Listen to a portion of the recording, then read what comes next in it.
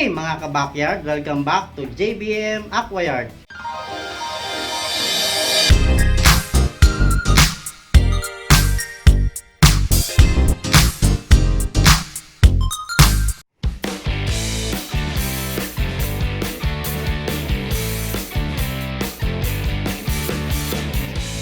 Magandang umaga mga kabakyard at magandang umaga rin sa ating mga viewers.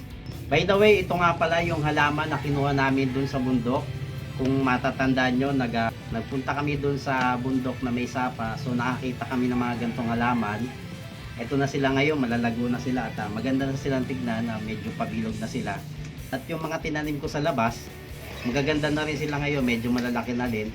At by the way, ito nga pala ay pwede ring i-float sa ating mga filter. Kaya ako siya kinuha dahil ang purpose ko talaga nito is bala kong ipa-float dun sa aking filter, dun sa aking aquarium. Pero hindi ko na nagawa since nilipat ko na nga dito yung aking malaking aquarium. Pero anyway, maganda naman siya ngayon. Maganda yung pinaglagyan ko sa kanya rito at dagdag attraction na rin siya dito sa aking backyard.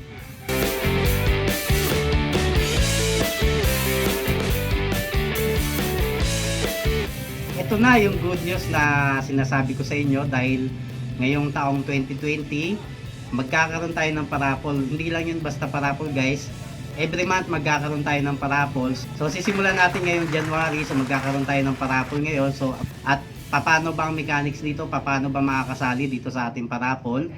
Unang-una, dapat ikaw ay subscriber ng JBM Aquayard. At pangalawa, meron akong katanungan na ibibigay sa inyo, maya-maya lang ay ibibigay ko yung katanungan na yon at kailangan nyo yung sagutin sa pamamagitan ng pag-comment sa baba. So lahat ng mga tamang sagot na i-comment nyo sa baba, kukunin ko yon at yun ang isasali natin sa parapol. So kailan naman yung date ng parapol? So every month magkakaroon tayo ng raffle. I-announce natin sa ating Facebook fan page yung exact date ng parapol natin. So tignan nyo lang sa baba yung link ng ating Facebook fan page, JBM Aquayard. At kada parapol natin, tatlo ang kukunin ko na mananalo. Meron tayong first prize, second prize, and then third prize. So ayun guys, abangan nyo, maya maya bibigay ko na sa inyo yung katanungan. Kailangan nyo lang panoorin ng buo itong video dahil yung katanungan ay napakasimple lang. Yung sagot do sa katanungan ay makikita nyo rin dito sa video na ito. Okay, ngayong umaga napaka-special ng ating pag-uusapan dahil ngayong umaga i-share ko sa inyo kung paano magparami ng mga gapis. Marami kasi akong nare-receive na mga katanungan. Marami ang nagtatanong sa akin, paano ba magparami ng mga gapis? Paano ko sisimulan? Gusto kong magsimula pero hindi ko alam. So ngayong umaga sasagutin ko ang inyong mga katanungan. At the same time, i-share ko na rin sa inyo yung pinaka-basic na ginagawa ko dito sa aking backyard kung paano ako magparami ng mga gapis. Okay, ano ba yung mga basic materials na kailangan natin para sa pagpaparami ng mga gapis? So, ito yung meron ako rito na basin. Ito, maliit na basin lang, maliit na planggana. Ayan. Dalawa yan. So, kailangan natin ng dalawang maliit na planggana. Then, meron din ako rito, of course. Hindi kailangan mawala ang fresh plant. So, napaka-essential nito para sa pagpaparami ng mga gapis. So, ipe-prepare muna natin ngayon yung ating mga basins para sa ating breeding setup. Kailangan ipwesto natin yung ating mga breeding setup sa lugar kung saan hindi siya masyadong nasisikatan ng araw dahil pagka nasikatan ng araw itong ating breeding setup directly, lalo na kung tanghaling tapat na aarawan siya, possible na mamatay yung ating mga breeders kasi hindi nila kakayanin yung init. Since maliit ang ating basin na gagawin, kailangan ay sakto lang yung natatanggap niyang araw ng ating breeding setup. So, isa-setup ko siya dito banda dahil dito sa area na to, hindi siya masyadong nasisikatan ng araw. Okay, kung naipwesto na natin ng maayos yung ating breeding setup at itong ating grow out, lalagyan natin siya ngayon ng tubig. So, importante rin na ang paglalagay natin ng tubig, kailangan stock water lang, huwag tayong gagamit ng direct sa gripo dahil possible na malason sila dun sa chlorine. Kukuha tayo ng stock water, lalagyan natin itong ating mga breeding setup.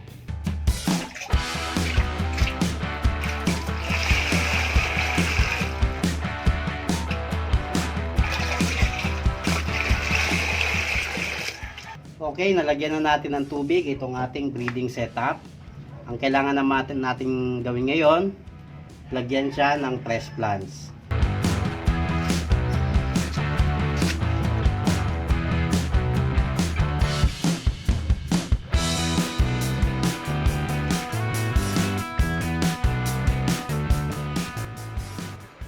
Kung matatanong nyo bakit dalawa yung aking ginamit na basin para sa aking breeding setup, itong isang maraming fresh plants, ito ay para sa ating mga guppy pair. Pwede kayong kumuha ng isang pares ng guppy or pwede rin kayong kumuha ng trio. So pag sinabing trio, isang male, dalawang female na guppy. So yun lang ang kasya sa kanya rito, wag nyo nang dadagdagan dahil maliit yung aking ginamit na basin. So depende yun sa gagawin yung breeding setup, depende yung dami ng mga breeder sa gagawin yung breeding setup.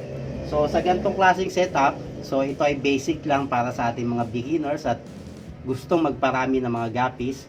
Kukuha kayo ng tatlong guppy, isang male, dalawang female, then ilalagay natin yon dito sa ating breeding setup. Ito naman sa pangalawa, ito ay para sa ating mga grow out.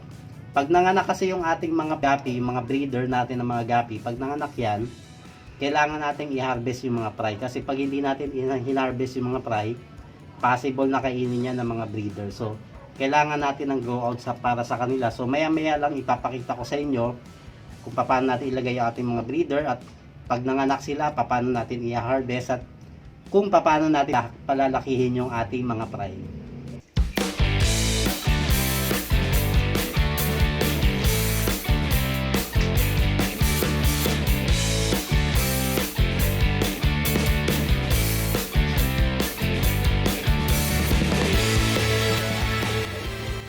Kung matatanong nyo bakit kailangan natin lagyan ng mga halaman itong ating breeding setup at kailangan natin lagyan ng halaman yung ating grow out.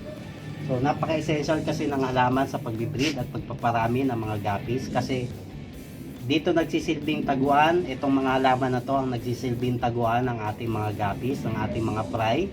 Pag nanganak yung mga female na mga guppies, yun yung una nilang tataguan para hindi sila makain ng mga iba pang kasama nilang mga breeder na guppies dito sa ating breeding setup. So, the same din dito sa ating mga grow outs. Kailangan ng mga fresh plants dahil same ng procedure. Kailangan nila yon dahil para ma-maintain yung good quality ng tubig. At the same time, magkaroon ng oxygen.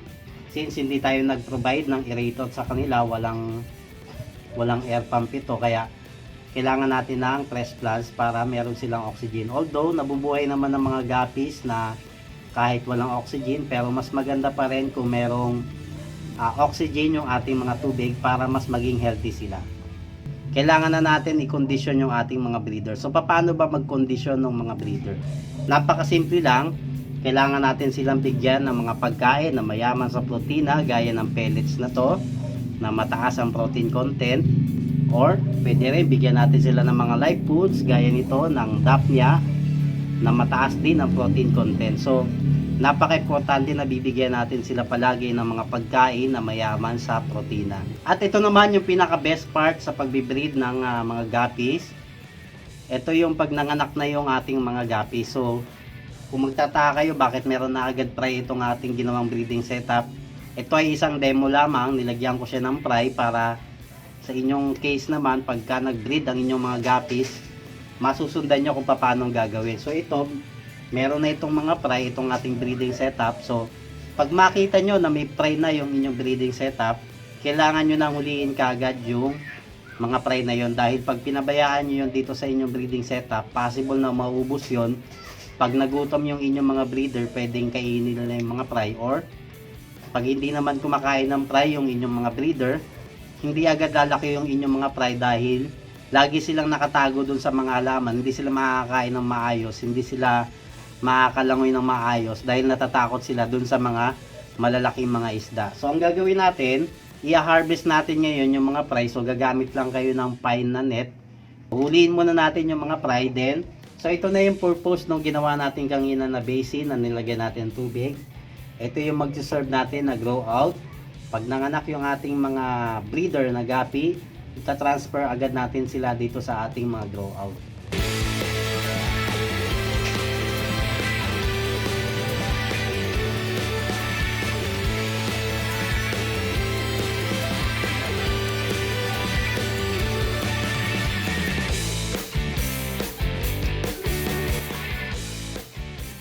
And then dito naman sa ating grow out ng ating mga gapi, ganon din ang pagpaprocess kung paano ginagawa natin pag-condition dito sa ating mga breeder. Ganon din ang gagawin natin dito sa ating mga ginugrow out na mga fry ng gapi.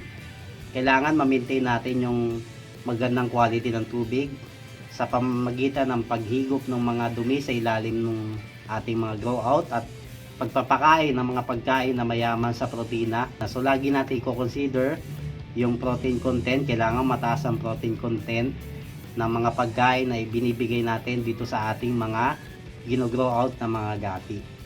And then ito na yung pinakaabangan ng lahat. Ito na yung aking tanong sa episode na ito. So ito yung tanong ko sa inyo.